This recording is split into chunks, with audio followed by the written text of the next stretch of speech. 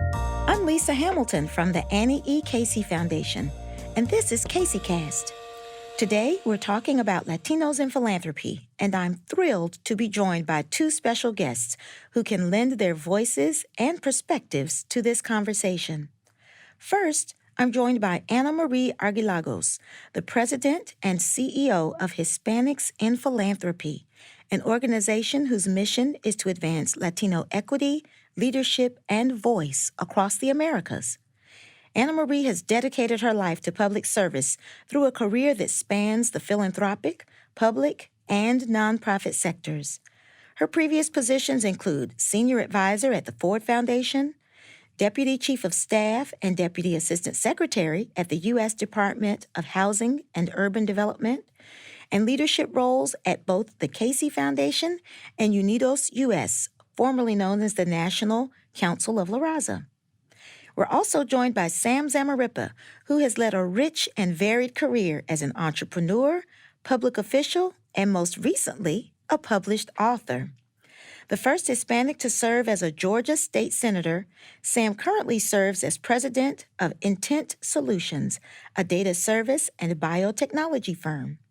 He is also owner and chairman of Mundo Hispanico, a Spanish-language digital media company. Sam is well known for his commitment to public service, and we are so proud to have him as a member of our Board of Trustees at the Casey Foundation. Ana Marie and Sam, welcome to CaseyCast. Thank you, Lisa. Thank you. Well, obviously, you've both led very accomplished, yet very different careers. Still, you share a commitment and passion for philanthropy. I'd like to ask each of you what led you to want to hold leadership roles in philanthropy. Lisa, most definitely, I'm an accidental philanthropist.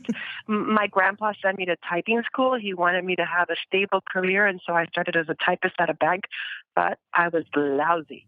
So I figured I'd better get myself to college, and I was the first generation in my family to do that. And I started working in my own community in Washington, D.C., where I went to school, and I was doing community organizing, direct services, and from there I moved to national organizations that were doing the broader systems change work at the national level.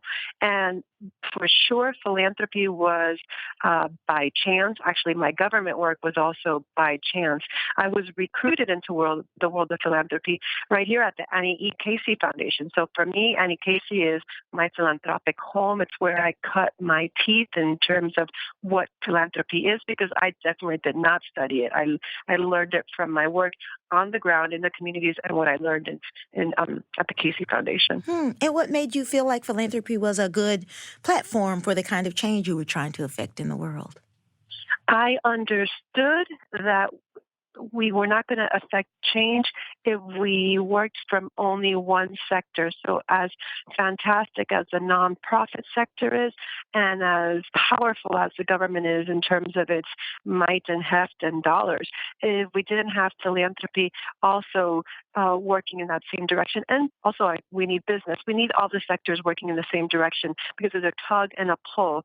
And so that's why I felt both philanthropy and government and the nonprofit sector, if I understood all three, I could bridge diverse agendas and we could be more effective. There's few of us that have done all three, to be honest.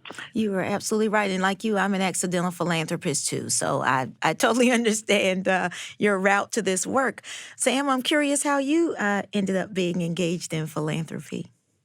Yeah, I'm going to take a little slightly different tack, but let me say that Ana Maria and I share the typewriter as a common motivation in things. I think of leadership just in general as a concept that's just miles wide and miles deep. It's a big space, and it means different things to all of us. But to me, it's more like an art form. If you were born with the urge to lead, sort of that drive to express, to be in front of something, it's really irresistible. It's something you just cannot deny. When I think about the opportunities to get in front of something and to lead, I always ask myself, is this the highest and best use of my time today? It's my way of saying, am I being a good steward of what I know and what I can do? The opposite, there are a million things I do not know and I cannot do. And when the opportunity to join the Casey board came to me, I have to say it was just like putting a bowl of wonderful hot soup in front of me. I was hungry for the opportunity to taste it and to be a part of it. I didn't know anything about it, but I've learned a great deal. And so what I would say was this wonderful confluence of someone offering me the opportunity and my own just desire to be a part of something that I thought was larger than me. Had you connected with philanthropy or been engaged with philanthropy in your previous roles in business or as a legislator? No, only similar to Anna in the sense that I had a fairly active participation in nonprofits who are on the edge of philanthropy, but more on the receiving end. I understood the dynamic, but I did not understand all the particulars that I've come to understand now years into the role. Well, you both had different paths, but we are so grateful to have both of you in this part of the nonprofit world. I'd like to understand more about the word philanthropy and what it means to each of you. Often we think that it's just about financial contributions, but I'm curious if each of you have a broader definition of philanthropy. I'll start with you, Sam. You know, Anna and I talked about this last time we were together, and I personally like the Greek root, the idea of love of man, love of humanity. I just think that is such a compelling idea. It's a big sky concept with a lot of room for an ethical, religious, moral, spiritual ambition, and the money then follows that inspiration, the big sky idea. The idea that you, an individual, can form something for perpetuity that expresses their version of love for humanity, I think is one of the most compelling ideas out there. And so when I think about the work of the Casey Foundation and the work of HIP, I think of it as an expression of love. And I'm real comfortable with that as sort of the root of why I'm involved in it myself. Oh, that's great. And I should have mentioned that, Sam, you're on the board of Hispanics in Philanthropy, so you are a common trustee for both of us. A proud member. That's great. How about you, Anna Marie? What does the word philanthropy mean to you? I think that we both define it in the same way. So it's about love of humanity. So it's not about a checkbook. It's in your gut. It's in your heart. It's physical as well as cerebral. And to me, it's as simple as that. At HIP, we spend a lot of time nurturing that because we think that philanthropy is not just big P foundations, but it's the everyday givers. And I know, and I've seen it in study after study, that the Latino community is inherently really generous, and people give of their time, they give their money, and they give at extremely high rates. It just, giving in the Latino community looks very different, and it's more relational, and so it doesn't tend to show up in the same ways that we tend to capture how philanthropy happens in the U.S., which is through United Ways and through community foundations and through donor-advised funds. And so at HIP, we're trying to figure out how we capture that so that it can show up and be identified and be aggregated and be visible. And it'll help us demystify this myth about Latinos as takers because we are givers. I think this is a great transition to the next question I wanted to ask you was about the work of Hispanics in Philanthropy, what you do that's unique and what's unique about Latino philanthropy. You started talking about that a little bit, but you also connect to Latinos who work in philanthropy. So curious about your work and the kinds of members you represent. That's right. We were birthed almost 40 years ago by 3 Latinos, which was the whole sphere of the world of Latinos in philanthropy Wow. at the time in the early 80s. And they were really hungry to connect with each other and to increase the number, not just of Latinos that were working in the sector, but also of people who understood the community, really with a realization that nobody can deny that unless you have people that understand the issues that have been out there and are close to the problem solving, you're not going to really get a good solution. Mm-hmm. And so they were trying to address accountability and the knowledge within philanthropy so that there would be better foundation giving.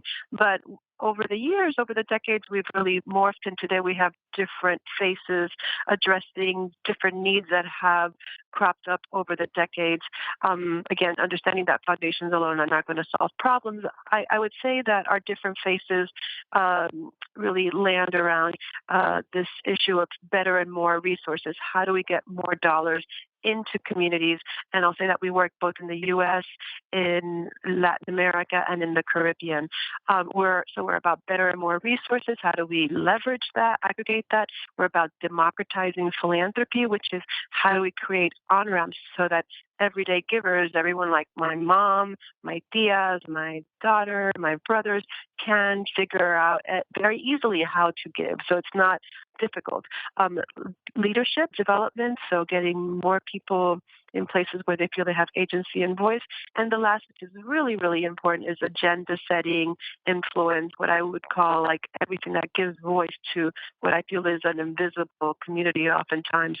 In the end, it's about giving and connecting. It's about aggregating and leveraging dollars. And you started talking initially about what you thought was unique about Latino philanthropy. You were starting to say it wasn't just about the financial contributions themselves, but that there were other ways Latinos give in their community. Would you expound on that a little? We, and I'm broadly generalizing here, as a community have distrusted institutions and governments. And so we prefer to give on a one-on-one to a person. So I rather potentially, if Doña Carmen, she'll prefer to go and give to her church or to give the person on the street that she knows needs a meal rather than give to the United Way or to the Community Foundation. There's just a preference to have that person-to-person touch. There's also the strong giving in the church and strong giving to education, but again, at a very local and personal level. There's also a lot of giving around remittances, which could be to your direct families, but it also is around hometown associations, for example. Sam, I want to ask you about your perspective on these issues. You're both an individual philanthropist and a trustee of Casey. Would you answer this question differently about what's unique about Latino philanthropy and maybe, what might be unique about the way you make your own grant-making decisions or the perspective you bring to the Casey Foundation's work? I liked very much what Anna said. But I think a little differently about this. I love the question because it makes me think about my own relationship between money and choices. And frankly, it as I thought about it, it reminded me of the first time I really thought about money and choices. And it was when I was a kid. And I watched the 1950s television program, The Millionaire, with the famous actor Marvin Miller. And the idea that someone would actually physically knock on your door and give you, in our case, our very, very modest family, $1 million was so exciting. The idea that you have $1 million to do anything you wanted.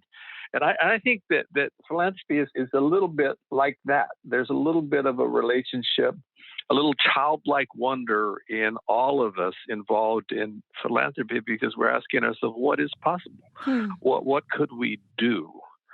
And, over time, as you ask those questions, which we do every day at the Casey Foundation, which Anna does every day at HIP, over time, the wonder, your childlike wonder meets the hard realities of what poverty is like and what the trauma of our many social ills are like.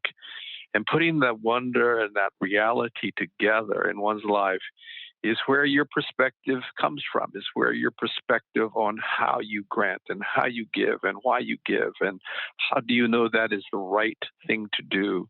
That's where my perspective was born. And so my thinking has changed over time. But today I try very hard to reference what I know about the growing Latino world in the U.S. Anna has talked about the trauma, about fear, about the hardship of children in households with mixed immigration status. Today there are almost 2.3 million mixed households in the U.S., and this has a big impact on our future, education, healthcare, etc. And to our very concept of what it means to be an American.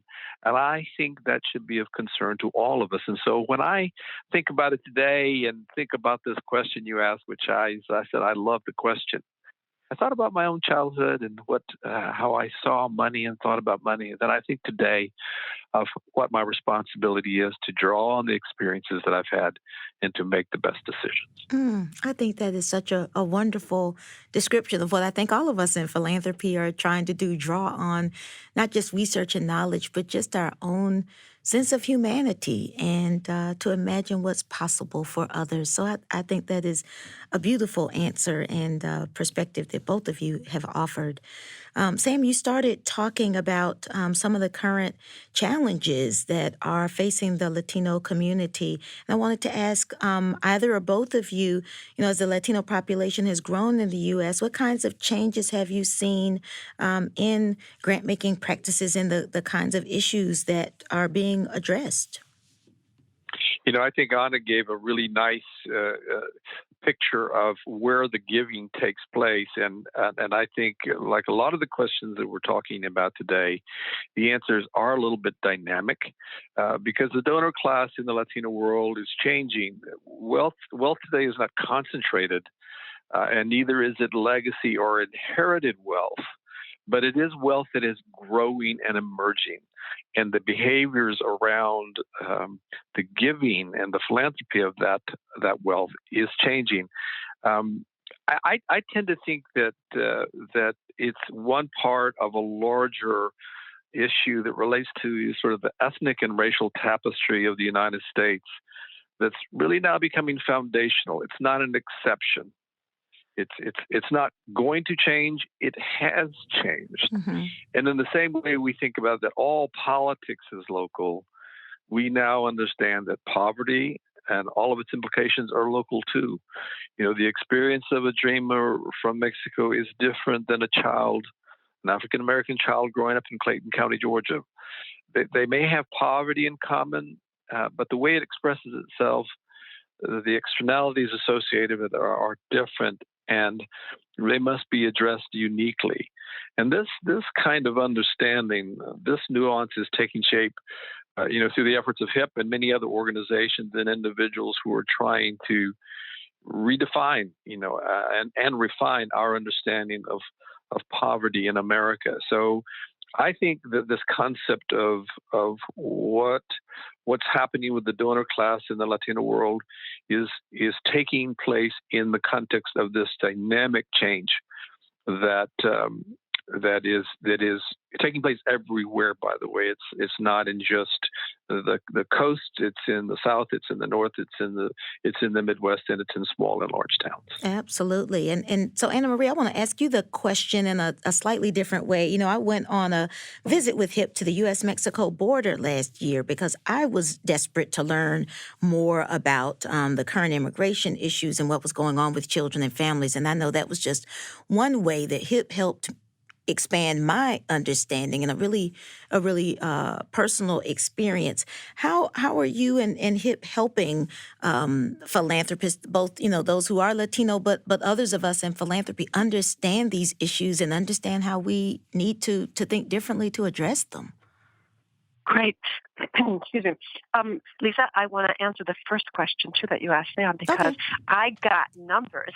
Oh, good. I can tell you that from back in 36 years ago, given that we see this increasing emphasis that really foundations are taking so seriously on racial equity and mm-hmm. racial justice, our community is finally becoming more visible. And as we start to unpack what that means, and that is centering race, but also looking at ethnicity, class, immigration status, and all of these intersectional ways of looking, that has really been a profound change for the positive. Mm. I think what we're still working on is the stereotypes mm-hmm. about that Latinos only care about immigration. And Mm-hmm. We do care about immigration, but in poll after poll after poll, it shows that migration is high, but it's on the bottom of, it's like number 7, 6 or 7. It's not number 1, 2, or 3. Jobs, health, education, those are the ones that come up, just like any other American. So those are the things in terms of what are the changes that we're seeing and that we are working day in, day out to really address so that donors understand. In terms of what I see as changing, 10 years ago, HIP partnered with what was then the Foundation Center. It's now Candid to do a reporting as to what philanthropy looked like, what was giving for the Latinx community in the U.S. And 10 years ago, it showed up as 1% of total philanthropic giving was dedicated to Latino serving, Latino-led organizations. So fast forward, we did a study which was released just this past summer, and it's in the form of a dashboard. It's called, and so you can all access it, and it's evergreen and it's interactive. So it's really cool. It's called LatinxFunders.org, and so it was a collaboration with Candid, and it shows total funding. And the Latino population 10 years ago was at about 14 or 15% of the population. Today, we're at about 18%. So we're 58 million strong just in the mainland. That doesn't include Puerto Rico. If you include Puerto Rico, it's over 60 million. But it shows who are the top funders, who are the top recipients. It also shows that that number is real sticky. We're still at 1% of total philanthropic funding. This is with more philanthropies out doing more funding and with a bigger community. So to me, this is not flat funding. To me, this is decreasing resources. And so ever since we got this report this summer, we have been really thinking about what does this mean? What are the repercussions of these resources, which are in fact shrinking dollars? Also, I would say that most of the money is going to education. You've highlighted the fact that we need to have more resources going to support this growing part of our community. So thank you for lifting up that data and for helping our listeners know where they can get more information. I'd love to talk about this intersection between the political landscape and about Latino philanthropy. I appreciate the range of issues that you outlined, Anna Marie, that Latino givers are interested in, everything from jobs and health and education, and including immigration issues. And all of those obviously are impacted greatly by the policy decisions that leaders make. So I'm curious how your philanthropies that you connect with are looking at advocacy as a way to address these issues, and to also hear from you, Sam, as a former elected official, how you see the growing number of Latino elected officials changing the policy landscape for kids and families. So why don't I start with you first, Anna Marie, to talk about how your donors are understanding advocacy as a pathway to address the range of issues they care about. Lisa, you're on the board of Strive, and I love the tagline about "Together we're unstoppable." And that's how we're looking at advocacy these days. It's like, how does the Latino community partner with the African American, with the Muslim, with the Jewish community, and with all of the others? Because it has to be together. It has to be intersectional. And that's the way, the only way that will be successful rather than splintering off. But also, the Latino community has an advantage in terms of the partnering and bridging, because Latinos, as you know, are not only one race. Right. We present as white, as Afro-Latinos, as Indigenous Latinos, and so many other ways that we do present. And so that puts us as a natural community in which we can all come around together. And at HIP, we've been working very, very diligently and intentionally to be this center of gravity, which includes all of the communities. I also want to say something that's worrying me a lot lately, which is, given that we work with advocates and community organizers and first responders, usually philanthropists think about the work, the actual organizing work. And we've been really good over the past generation of giving in understanding that the best solutions come from the impacted communities themselves, and to include these communities in the work and to include them in as foundation program officers and things like that. But when the frontline responders are also doing the work as a philanthropist, there is a whole level of trauma and grief and exhaustion that is thread into the work on many different levels. And I think that we're only starting to understand what that means when the people that are actually doing the work on several different levels and bringing it home with them. And I think that that's the next generation of what we need to be thinking about. How do we support all of those that are both first-line responders, living in the space, and also trying to do the giving. Sam, I asked you a question related to the intersection of advocacy and philanthropy. You're a former elected official. You served in the Georgia Senate.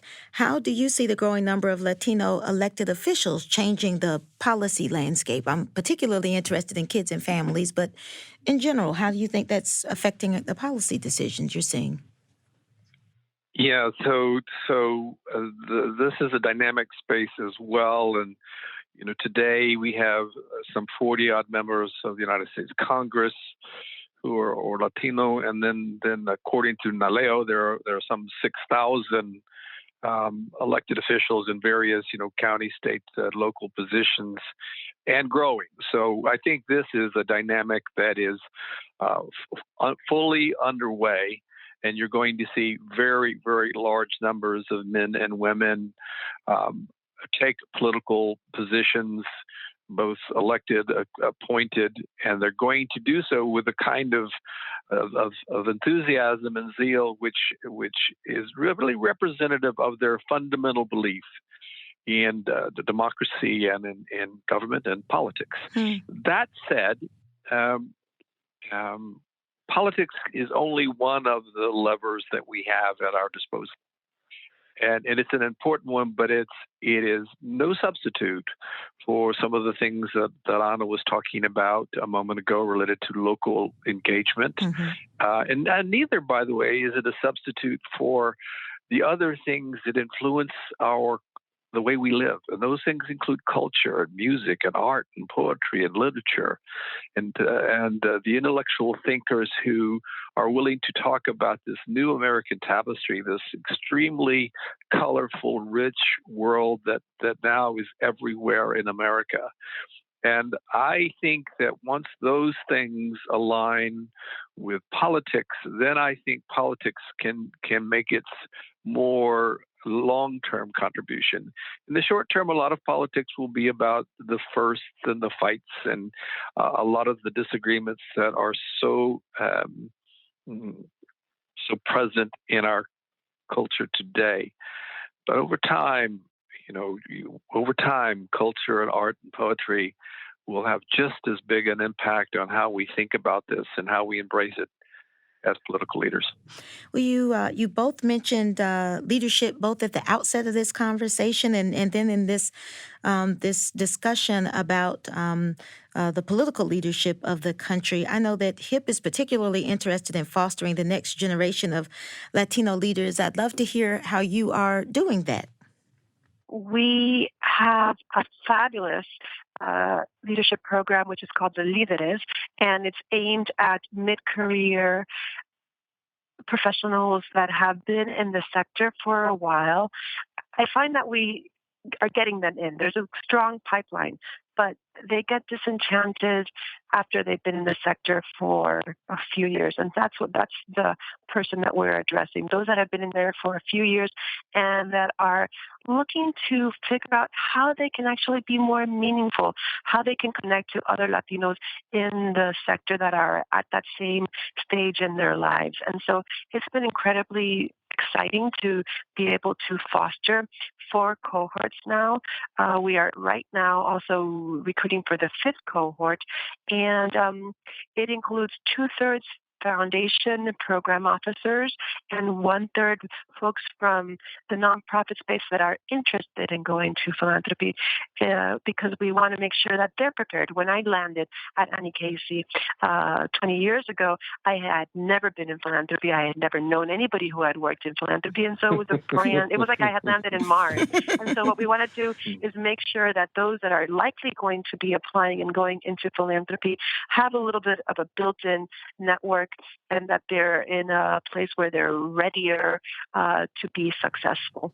Sam, I want to ask you about leadership from a different perspective. You're a trustee of the Annie Casey Foundation, and you've been partnering with Anna Marie and HIP to help increase the number of Latino trustees and foundations. Share with our listeners why you think this is so important and what the two of you are working on to try to increase those numbers. Well, thanks in large part to the leadership of Anna's predecessors and her leadership. I was really attracted to the work of HIP. I think it's of the many organizations that I have gotten to know and participated with, I think HIP has a right-on-time mission today. And at this juncture in my career, I'm not looking for opportunities. I'm looking for opportunities where I think there's a best fit. As I said at the top of this interview, I'm looking for things that are right for me. What was it that Sam Zamarripa uniquely knows, and what can he do with his experience? Because there's lots of things I can't do. And so when I witnessed the conferences at HIP, I came away with this impression that the world had not only changed in the way that I had expected, the world had changed in a larger way than I expected. The leaders were more vocal. They were more dynamic. They were more useful. They were more energized. They were more passionate. They were more informed. And they came from every walk of life, and they were touching every conceivable aspect of the philanthropy world with their views. And I thought to myself, wow, this is really remarkable. And what's my role in all that? Am I just on the receiving end? Am I just going to be a watcher, a cheerleader for it? Or how can I help a group that is that powerful and that inspired? And it occurred to me that the only thing that I could do is what I've always done, which is to try to open doors and to try to create conversations around how important it is to have Latino voices at the table, to have that lens at the table, especially at the trustee level, to help navigate this future that is not only in front of us, it is right in front of us. It's at our door. And that door, that future, while it is wonderful and promising, it's also filled up with the scourge of poverty. It's filled up with kids whose lives have been traumatized. It's filled up with people who are undereducated. It's filled up with people whose dreams have been damaged. And these children are coming into our schools, our elementary schools, our junior highs, our high schools, our colleges. They're coming into our workforce. They're going to be doctors. They're going to be lawyers. They're going to be truck drivers. They're going to represent every facet of our world. And what philanthropy does really well is philanthropy has the ability to get involved at key moments in people's lives and to help them navigate what's been broken in their lives. But to do that effectively, foundations need the experience and the eyes and the ears and the hearts of Latino trustees, people who can understand what they're looking at, people who can articulate why something is different and what the nuance is in this population that's coming. So I got involved in this process that internally we're calling the Imperative Campaign to selectively go out and meet with some of the leading foundations in the United States and to talk with their leadership about the importance of this change that is here, and the importance of engaging Latino professionals and leaders at the trustee level to help guide these decisions and to make them relevant, not only in strategy, but to make them relevant to the people that are being helped. And that's what we're doing today through HIP. That is wonderful. We are so honored and delighted and better because we have you and we have another Hispanic trustee, Deanna Bonta, on our board. And it's great that we are able to benefit from your insights, but even more wonderful to see the ways that you are trying to change the field so that many more organizations benefit from your leadership and from the wisdom of Hispanic trustees. So thank you very much for doing that. And Anna Marie, thank you for your partnership in this work. The last question I'd like to ask both of you is what makes you hopeful? What makes you excited about what's possible and what's next for Latino philanthropy? I'll ask you first, Anna Marie. I'm really excited because I see so much energy and excitement. When I started listening to it a year and a half ago, I saw Latino Community Foundation doing extraordinary work in the Bay Area. In San Diego, you had another giving circle. You have mutual health associations in Puerto Rico. I went to Georgia when I met Sam, and I met people like Gigi Pedraza running the new Georgia Community Foundation. There's one in Denver. I just had conversations last week with groups of people in Michigan and Arizona that also want to start giving circles and community foundations. We're starting a Power Up Fund now, which will be an impact investing fund, which will leverage the philanthropic resources with other kinds of investments in Latino enterprises. And so there are not just a couple of dots across the country. There are many dots across the country. We're starting to connect them, and they're taking energy, as Sam said. And once this flywheel goes into motion, it's going to just keep on going. And so that's exciting. And it's also very timely because we are a young community. If you look at kindergartens across the country, Latinos are a large number of the students, and it's a large portion of the population. And we need these kids powered up, ready to go,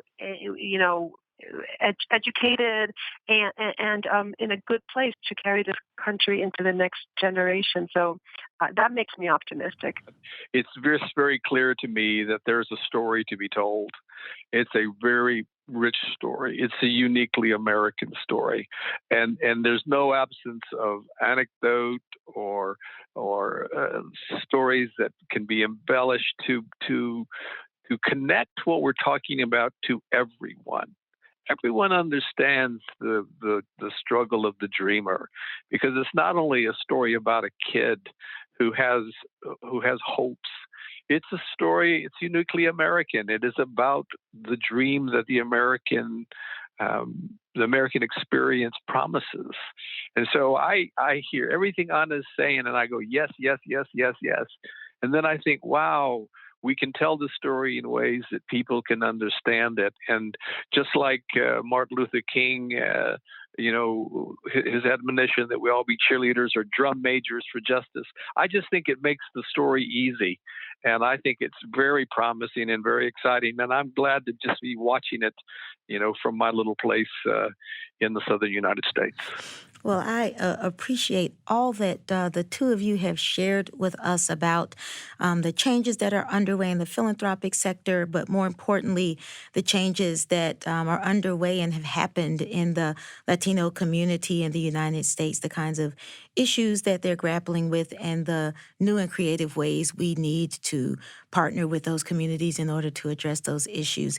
And I know one of the things that makes me as excited is knowing that there are leaders like the two of you on the forefront of this movement. So thank you for sharing both of your stories and your perspective, and for joining us here on the KC Podcast. Thank you, Lisa. It's been so much fun. We're your biggest fan, Lisa. Thank you. Thank you. And I want to thank our listeners for joining us as well. If you've enjoyed today's conversation, recommend KC Cast to a friend. You can subscribe on Apple Podcasts, Stitcher, SoundCloud, and now Spotify. To learn more about KC and the work of our guests, you can find our show notes at aecf.org/podcast. We also invite you to subscribe to our newsletters at aecf.org/newsletters. Until next time, I wish all of America's kids and all of you a bright future.